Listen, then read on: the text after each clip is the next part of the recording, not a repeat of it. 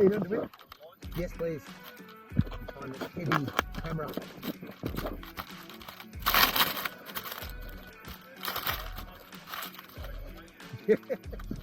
It's a little beacon. Beam me up beacon. So I'm just getting to Wit to give me a launch here. So first I'm attaching my harness to my lines, and then Wit just gives me a launch there, so it just helps the kite get up in the air.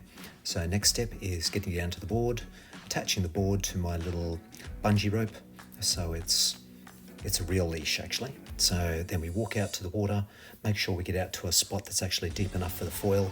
The mast is 900 millimeters long, so if I try to launch too close, then it's just going to dig into the sand underneath. So matter of just down sweeping the kite, so we get up on the move and away we go. So once you're up on the foil, the resistance to moving is so low, you're just gliding over the top of the water.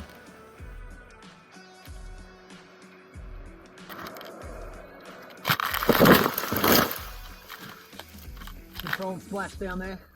Changing feet side. It's annoying the wind has dropped a bit.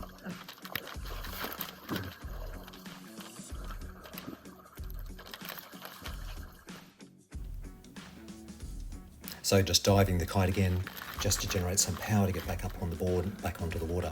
Sometimes you don't immediately go onto the foil, so it's a little bit of a struggle. Once you're on the foil and you can maintain that perfect glide, it's fairly effortless. It's taken quite a long time to sort of build up my skills in that regard. Lots and lots of crashing initially, either falling backwards, falling forwards, the foil digging into you. Hence, I'm armoured up. I've got a full wetsuit. I've got a crash helmet with the camera sitting on top. I've got impact vest as well.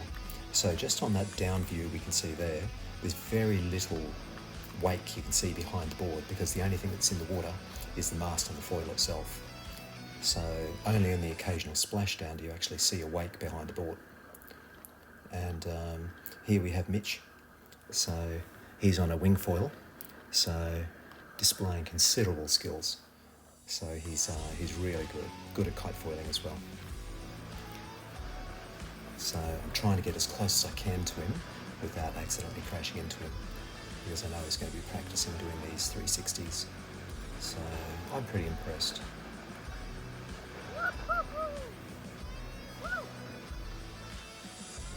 And so there's a variety of other guys sailing out here today as well. There's traditional windsurfers, there's windsurfers with foils underneath, there's standard kite surfers as well without the foils, and then we see some guys like this one, very experienced, so he's jumping with the foil, something I haven't tried yet. So jumping is fine with the standard kite board, but once you've got a foil underneath, that's an extra bit of skill, that one, especially not to crash land. So if you're thinking about getting into kite foiling, so the first couple of steps is really learning kite surfing. So that's like kite foiling, but just without the foil. So you have to have a normal sort of, generally the twin tip board.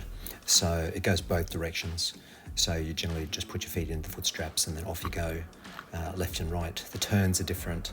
However, all the kite action is very much the same. You just need a bigger kite. So you have a lot more water resistance, and you feel all the chop as you're going over it. But it's very exhilarating, it's very good for wave riding, and it's very good for jumping as well. Here we have Craig, and he's on his wing foil. So he's been doing this for a while, and he's gathering his skills. Looks really good, and actually we come together pretty close there. That wasn't intentional, but super friendly person, as are all the guys out here. You know, they're always happy to give you advice or help you with your gear, help you launch land, and further your skills.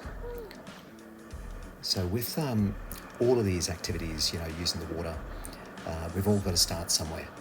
So I started windsurfing for about 18 years, and then I switched to kite surfing for about 12 years, and I've been doing kite foiling for a couple of years now. And this one's the hardest learning curve, but really, really enjoyable.